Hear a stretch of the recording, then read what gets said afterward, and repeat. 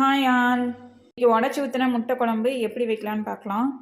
Previous ஷார்ட்டில் சொல்லியிருந்தேன் எப்படி garam masala ready பண்ணுறதுன்னு. அதுக்கு தேவையான இன்க்ரீடியன்ஸ் தான் இங்கே வச்சுருக்கேன். பட்டை கொஞ்சம் எடுத்துக்கிட்டேன், ஸோ அன்னாசி பூ கொஞ்சம் எடுத்துக்கிட்டேன், தென் ஸ்டார் பூ கொஞ்சம் எடுத்துக்கிட்டேன், சோம்பு, அப்புறம் ஜீரகம், தென் மிளகு, தென் கசகசா, இது எல்லாத்தையும் எடுத்து ட்ரையாக வறுக்க போகிறோம்.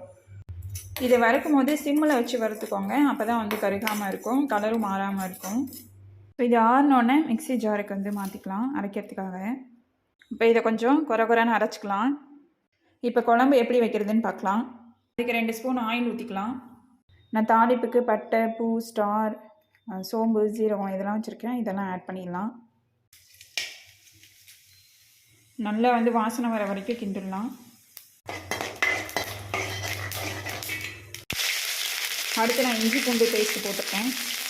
அது நல்லா ராஸ்மல் போகிற வரைக்கும் வணக்குங்க. அடுத்து கருவேப்பிலை கொஞ்சம் போட்டுக்கோங்க. பொடியாக 2 வெங்காயம் பெரிய வெங்காயம் கட் பண்ணி வச்சுருக்கேன், அதை நான் ஆட் பண்ணிக்கிறேன். அது நல்லா கண்ணாடி பதத்துக்கு நம்ம வதக்கிக்கலாம். நான் 2 பெரிய தக்காளி அடித்து வச்சுருக்கேன், அதையும் ஆட் பண்ணிக்கிறேன்.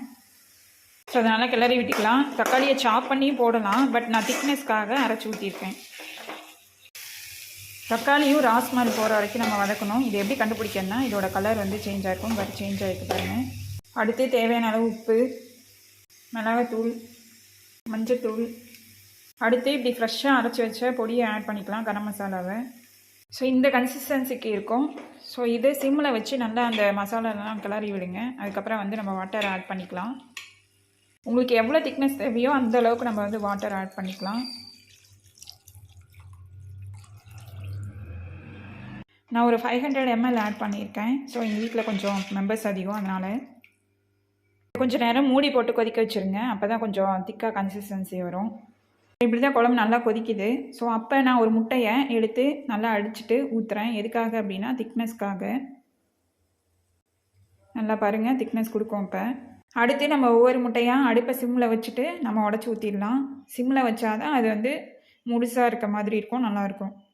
இப்போ சிம்மில் வச்சுட்டு ஒரு 5 முட்டையை உடச்சி ஊற்றிருக்கேன். ஸோ இதை மூடி வச்சுட்டு கொஞ்சம் நேரம் கழித்து திருப்பி போடலாம். இப்போ எப்படி இருக்குன்னு பார்த்தலாம். இப்படி தான் இருக்குது. இதை அப்படியே திருப்பி போடுங்க. ஒவ்வொரு எக்காக திருப்பி போடுங்க. ஃபைனலாக நம்ம மல்லி இலையை தூவி இறக்கிடலாம்.